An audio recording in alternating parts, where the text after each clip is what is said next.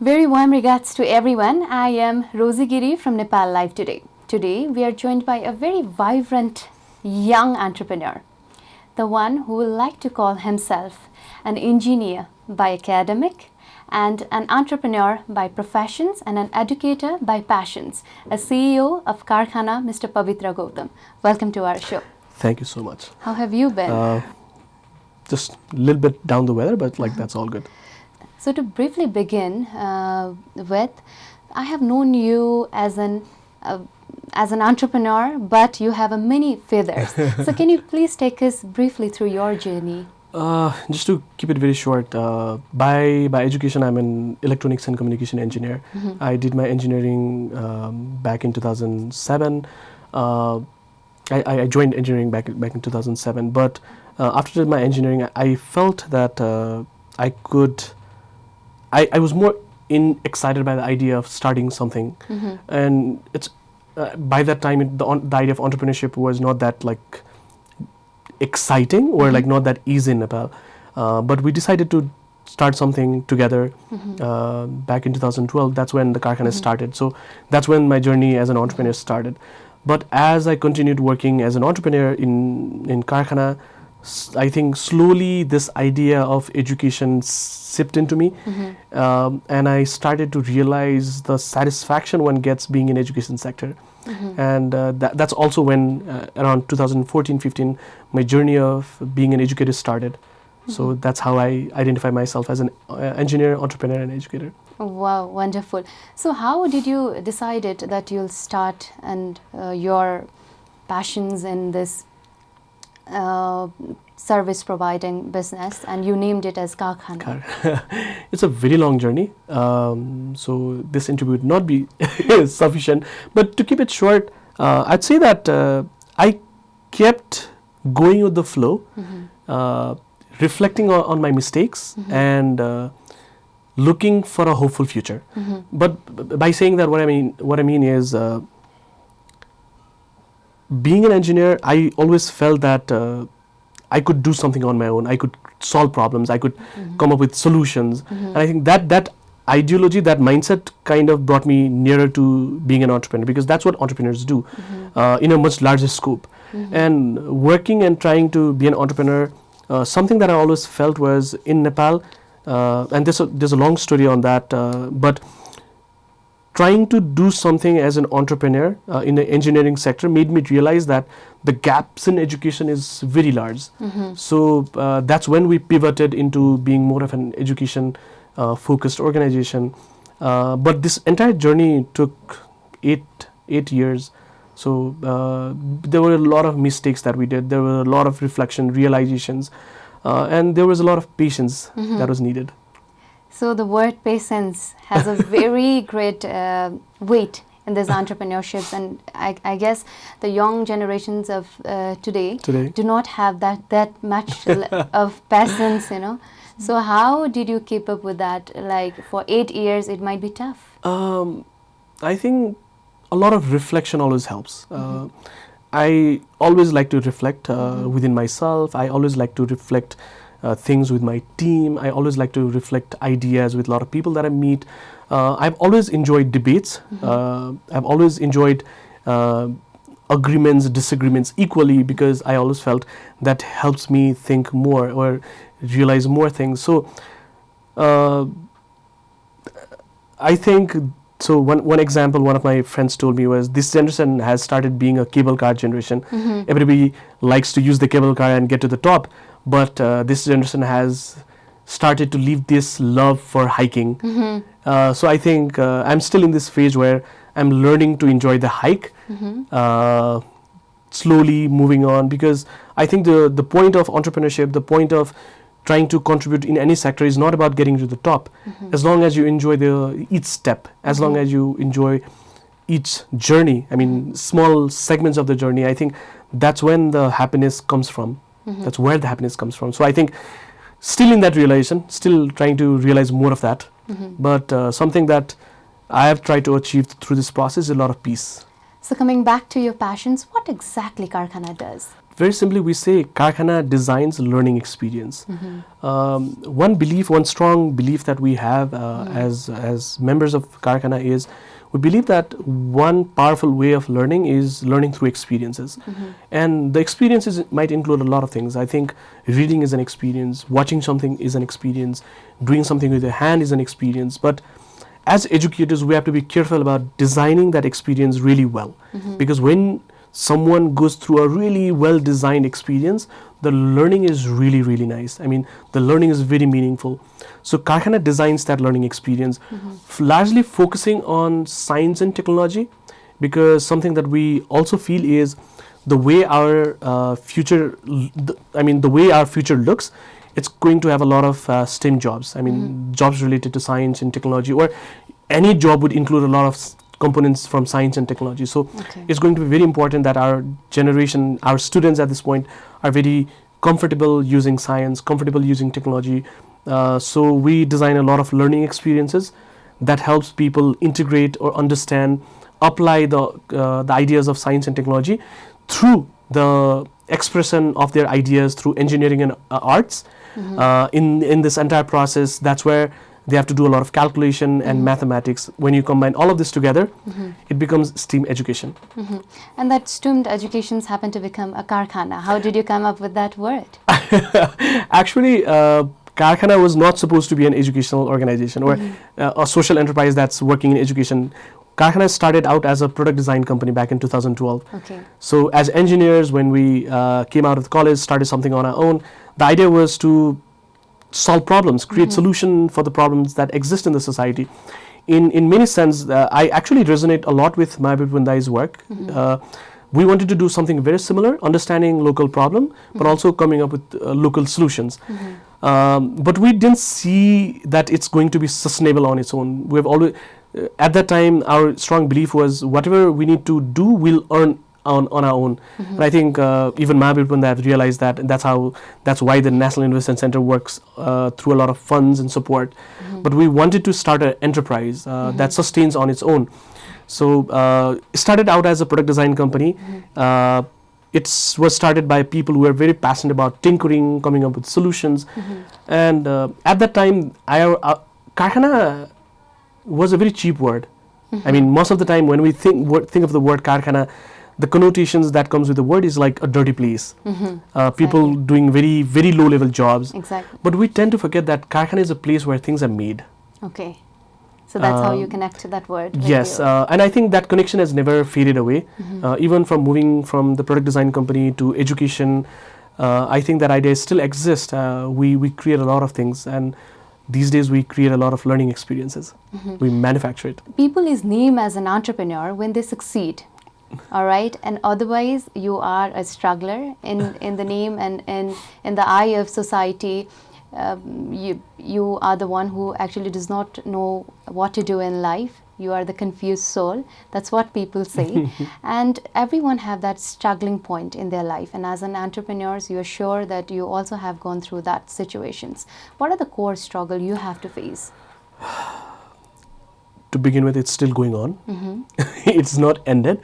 Also, the idea of success is very relative, I think, because who defines success for you is you. I mean, it should be you, because if someone else defines the success for you, I do not think you'll ever be successful. But one very important idea that you talked about was who is an entrepreneur, and personally, I don't think entrepreneur is someone who has started a business. For me, entrepreneur is someone who has this mindset of solving problems, or who has this mindset of work. I mean, I relate to this idea of entrepreneur more from this idea of entrepreneurial mindset than someone who started a business. For me, the idea of entrepreneur is a lot in here, as in what person thinks, how person reacts, behaves, the kind of attitude and skill the person possesses, rather than what the person has done. In terms of struggle, I mean, being a startup entrepreneur or someone who has started something, or being a business entrepreneur, there's a lot of struggle in a country like Nepal. a lot of political instability. I mean, we could talk for hours, but just to highlight the major ones, one big challenge, struggle that I remember was the earthquake. That's when the entire country kind of shut down for a couple of months, and it was followed by the blockade. So it was very difficult to survive through that as entrepreneurs.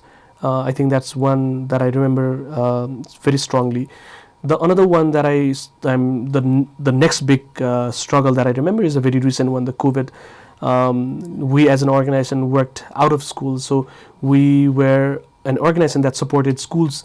But when schools shut down, I mean physically shut down, it was very difficult for us, to the point that we had to start to question our existence. Does it really make sense or not? I mean, surviving this last 2 years was another kind of challenge. But these are just major challenges. But in despite of these other smaller challenges regarding the political situations, policies, the kind of the HR situation, skill set in the market, the attitude of the market itself. I mean, there's a lot of challenges around it. And now, as your work is directly connected to the educations, right? So, and in your own personal opinions, what do you have to say about the education system of Nepal? Are we progressive in terms of technology? Is our education system really skill-oriented? So, I usually try to think of these things from a hopeful perspective. So, I would like to start by this idea that Nepal's education system is not that old. So actually, our formal education system started, it's not been long, it's around 70, 80 years. Yes. So in comparison to other countries who had their education system for a very long period of time, we are very young in that perspective. So from that perspective, where we are, I think we have actually achieved a lot of things. But as a system, there are many gaps, there are many loopholes, there are many big holes in the system. There's a lot of, I tend to think of the challenge or the problems in education from a systematic perspective, rather than there's one or two problems to pick, because each problem is interrelated. The challenges in teachers is related to the challenges in economy, or the economic aspect of the education, or economic aspect of the education is included in this idea of parents' engagement in education. So they're all interrelated, but I do think that the quality of education should be a lot better. One big challenge that I see is the way global marketplace, the global idea on human resource is evolving. I do not think our education system is prepared to cater that. And we have started to see those signs. I mean, just look at the numbers of people who leave our country for foreign employment. Exactly. For what kind of work? Are they going out with a lot of skill, or a lot of knowledge, or a lot of capacity to do things, or we're just sending bodies and getting back bodies? So I think our education system needs to rethink about how we need to improve the quality of education in a way that the employability and the productivity of the people that come out of education is more. But in the meantime, one challenge that also exists in our education system is people leaving the schools. So the dropout rate is pretty high. Still the dropout rate is pretty high. So I think there's a lot of aspects around awareness of education, the practicality of education, the employability of the people who come out of education system. So I think there's series of problems. What can government do? I think when we say there are a lot of problems in education systems, I think, and we time and again talk about the reformations in educations, and that only can be done through the policy level. So what kind of government role you think could help make our education system better? You rightly said about policy. I think one of the fundamental role a government has to play is make good policies. And in that case, I think our government has done a fair job. The new education policy is pretty good. I mean, at least, it's decent. It's good if it gets implemented. Our new science, technology, and innovation policy is pretty good. But I think we have always felt that our government times and again fails in implementing the policy with the mindset that it was written with.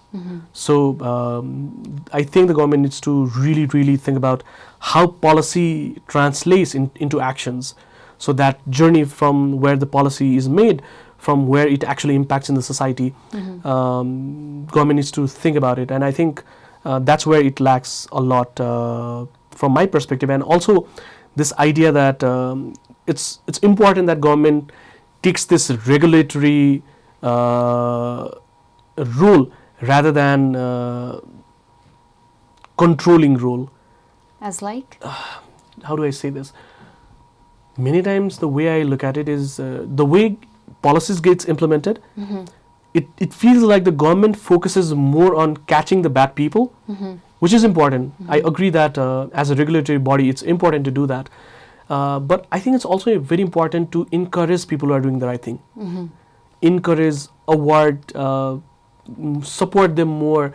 I think that's where the government lacks, supporting the people who are doing good. So of course there should be both consequences, good consequences and bad consequences. So controlling looks at it from a perspective of, I want to catch the bad people, important, but are you encouraging your good people? So I think that's where the government lacks, I guess. Don't you think that as a responsible citizens, doing the right thing is our job? See, and it's very tricky when I look at it from an educator's perspective. Whose job is to educate? Whose job is it to create curriculums that gets people educated? So it's government's role, and that's where the importance of education comes in. One challenge, for example, we're a democratic country. We vote our representatives. These people represent us in policy making, but are we really serious about voting? Have we really educated our youth the power and importance of voting, or is it still controlled by few political parties and their mandate? Have we actually taught our people to be contributing citizens in terms of from voting to being a responsible and accountable citizen? And I think that's where we lack, that we've thought of education as a process to get certificates, not as a process to increase the number of good humans beings. Now, how can we break that tendency? I don't think there's one simple solution to that. It has to be a lot of ongoing iterative process. A lot of things are already in that right direction. I think I kind of very excited about the new policy, and I am looking forward how this policy is going to be implemented. I'm quite hopeful that the new local level government has a lot of accountability and power to help and support local education system. But in the meantime, I think there are some gaps regarding the updating our teachers, supporting them more, creating more research and development places that can do new work in education, organization like ours. I think there are some things that going in the right direction, but there are some things that government or even local government or institutions who have a lot of capacity, universities have to think about how to integrate more good things in the plate. Yeah. So I think one of the very important role played in an education system or at an education institutions is the role played by a teacher. But while selecting the teacher, if we see the conditions of our country, that the peoples who do not get the good grades or the peoples who are not fit for any other jobs, they ended up being a teacher in our country. So how does it affecting our education system? That's a big challenge. Sometimes I think that the way people,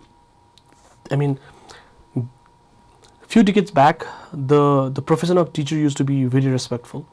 I think they used to be the change makers in our society. That's where a lot of political power came to them, because people used to listen to them. I don't think these days teacher play that instrumental role in forming societies, or even people believe in that.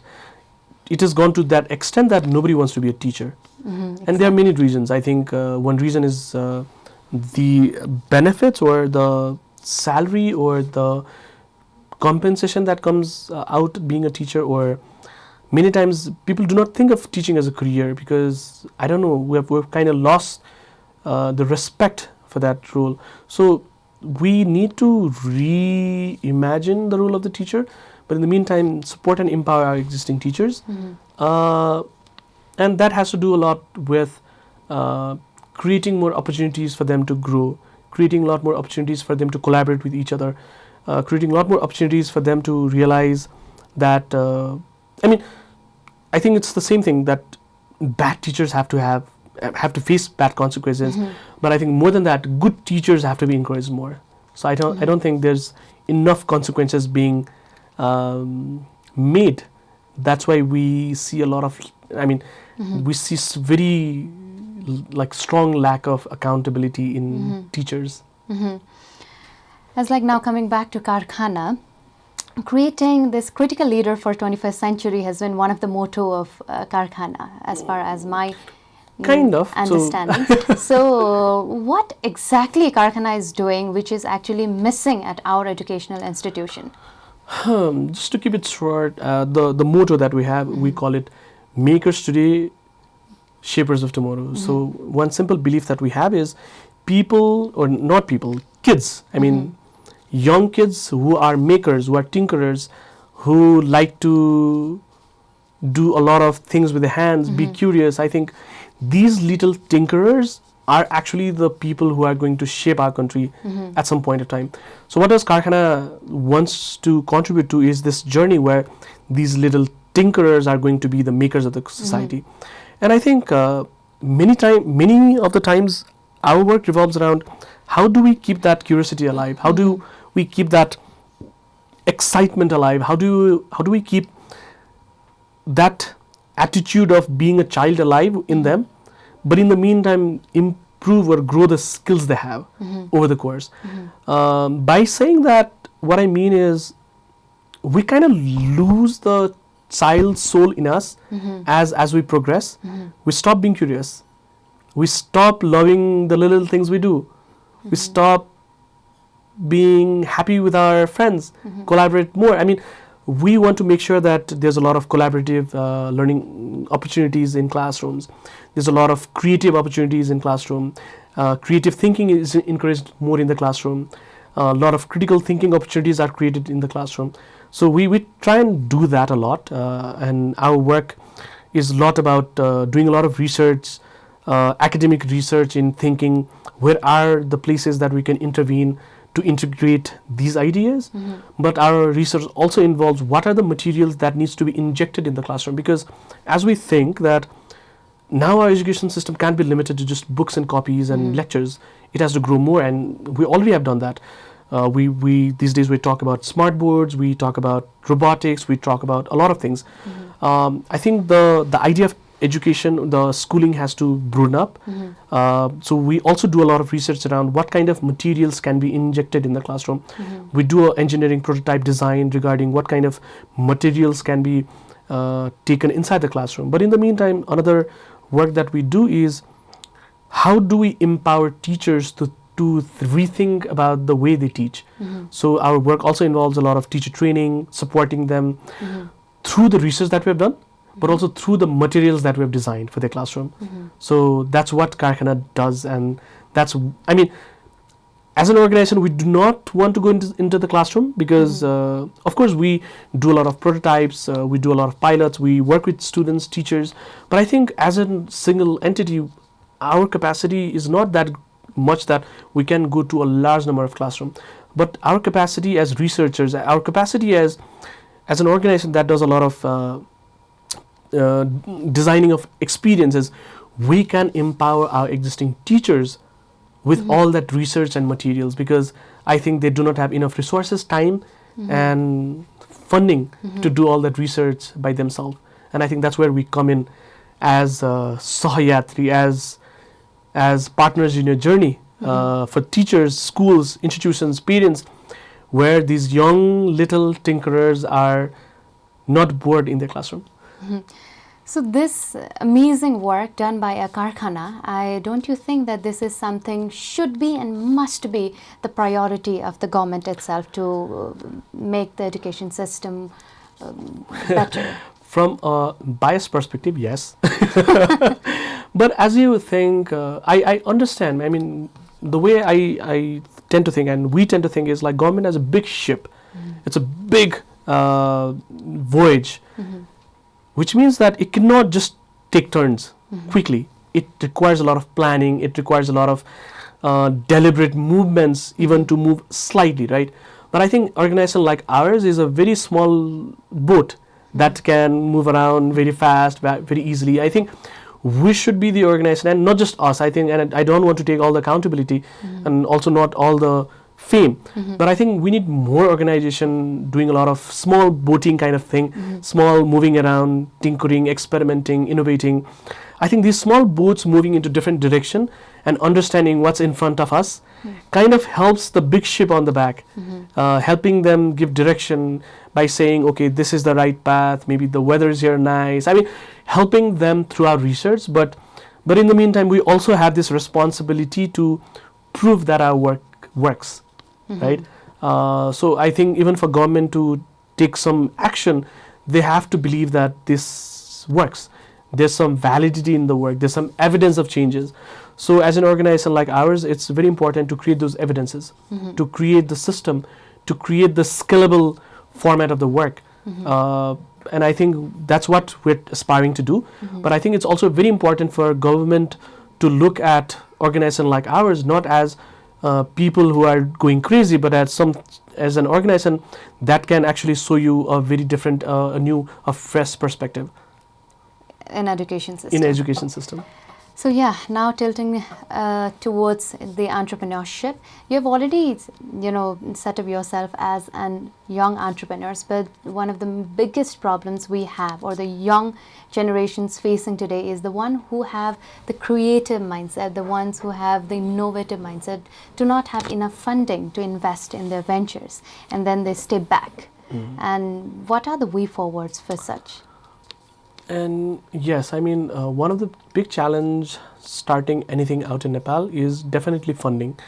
And that kind of keeps that gap between haves and not haves. I mean, that keeps it big. But I think if government could come up with policies and ideas around how to fund people easily, could be one big benefit. But again, that's not the only challenge that I see when someone tries to get into entrepreneurship. One big challenge that I see is it takes time. It takes a lot of patience. It takes a lot of passion to do something that you really, really want to do. Because many times I see young people jumping into an idea and being too impatient, expecting results too fast, because it takes time. It takes time. Of course, the time is very different. Maybe the time for an IT venture might be very short, but other venture might be too long. And even in IT, you can't just expect results in a couple of months. It takes some time, maybe shorter than other businesses, other kinds of businesses, but it takes time. So I think that someone needs to be patient. Someone needs to be very, very passionate about it. Someone needs to learn to enjoy each and every day, the struggle, through that journey. I think that's very important as young entrepreneurs. And also another thing is how we are preparing our young generation to think about entrepreneurship. Because sometimes I think that getting a job could be an exciting entrepreneurial journey in itself, if you have the right place. So are we teaching our young people to choose the right place? Are we equipping our people to have the right skills for the job market that is growing nowadays? Are we equipping or educating our organization, existing big organization, to create environments where a lot more young people can engage with them? So I think there are some challenges, because sometimes I think that someone who has worked in an organization for a couple of years, gather some skill, gather some network, they actually end up being better entrepreneurs than someone who's just jumping into it. The success rate is much, much better when someone comes with a lot of experiences, failures. And being very honest here, I mean, failing in someone else's organization, where someone is there to mentor you, help you think through, is much better than going out there alone without any prior experience. Because sometimes starting out could be a very lonely journey. So having mentor is very important. Wonderful. So as you are also the chair of Startup Committee of NYEF, which stands for Nepalese Young Entrepreneurs Forum. So where does Nepal stand in terms of providing opportunities to the young entrepreneurs? I think as an entrepreneurial ecosystem, we're a very young ecosystem. It's not been many years, 8, 10, 15, I mean, not that long, less than 2 decades, more than a decade, that we've started to think of entrepreneurship as something very like important component of society and the way to develop society. So talking about NYEF, it's an apex body of young entrepreneurs in Nepal, started in 2004 by veteran young entrepreneurs who are not young anymore. But no, I mean, they are very important component of our like constant support and mentorship. But it was started with this idea, simple idea, that we need to empower positive business thinking. I mean, business should have a lot of positive thinking into it when people think about business, going into business. So to do that, currently we have 700 young entrepreneurs as members in 11 different cities. We call them chapters, in 11 different chapters. In terms of the condition, I think we are at this stage where we have some stories and examples where second generation, third generation entrepreneurs have taken what their like fathers or grandfathers have done and taken that idea to a newer levels. We also have some examples where first generation entrepreneurs have come out of a lot of struggle and have created good examples, and I think we also have some examples where we see people struggling, but I think we still have a lot more to do in terms of the entrepreneurial ecosystem, where we are creating an environment where these young entrepreneurs or old veterans who have done amazing work in entrepreneurial journey, they are becoming the investors in new people, new ideas, new people who have started business have to come back into educating young entrepreneurs, mentor them so that we can improve the probability of the idea working out. So I think we still need to work on a lot of areas creating this ecosystem. I think one idea that's very lacking is now it's time that we need to think about the entire market rather than one shop. I think for last couple of years, I think it was very important that everybody was focused on their own shops. It is important to survive, but I think it's high time that we now have to build this entire market up, which means that we have to create small shops for young people to come up. Okay, but in a country like Nepal, see, there, we are not stable in anything. See how our economic system is working right now. Does entrepreneurship is really a good choice for the people who do not have enough funding? Sometimes yes, because there are a lot of ideas that can be implemented with a very little funding, and sometimes a lot of funding is for the land, and we actually have a lot of people who have land. So agriculture in itself could be an amazing opportunity for people to think about entrepreneurial journeys, because I mean, look at the numbers of things that we import and the size of money that goes out. I think agriculture in itself could be a big space to work in. But I do think that the way for a country to be more prosperous, its exports have to be better than its imports.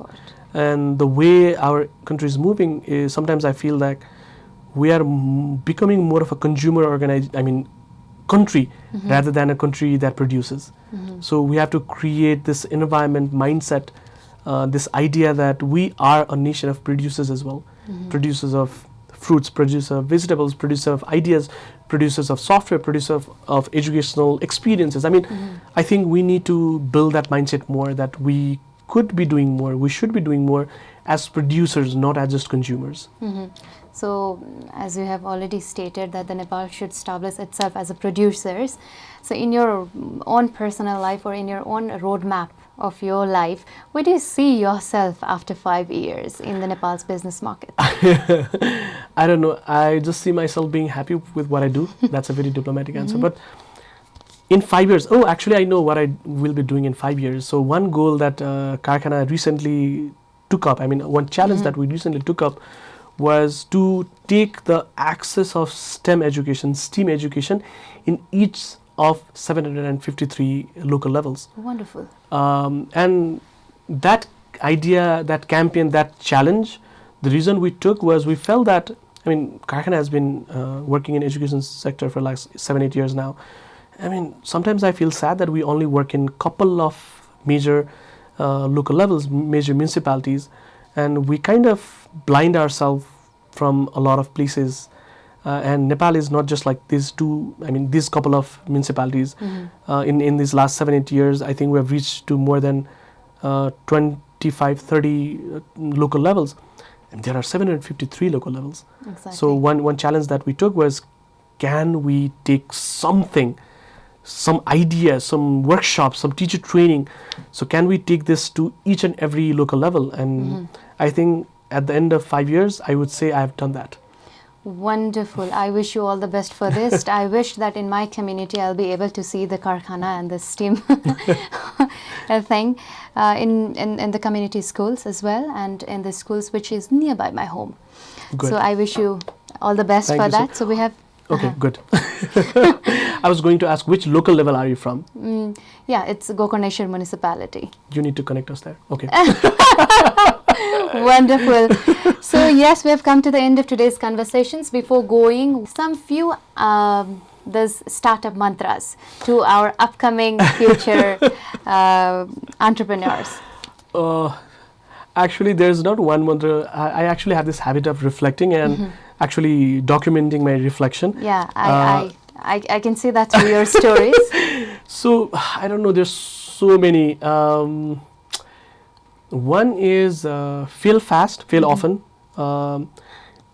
It's very important to fail. It's very important to feel sad that your idea didn't work, because when you accept that, that's when the new idea starts. So fail fast, fail often. Second one is always care about people, not about the product, because I think it's more important to learn to be more humans than being machines who keep creating more things. Sometimes it's more important being someone that people can trust, someone people can go and talk to. So being an entrepreneur, whatever you do, being an entrepreneur, leader, I think it's important to care about people who are around you, because that also reciprocated by them. Exactly. And the last one is, yes, don't be someone that loves cable car. Be someone that loves the hiking. Wonderful, wonderful. I think that was a very wonderful statement given, which I will say the gist of or the takeaways from this interview.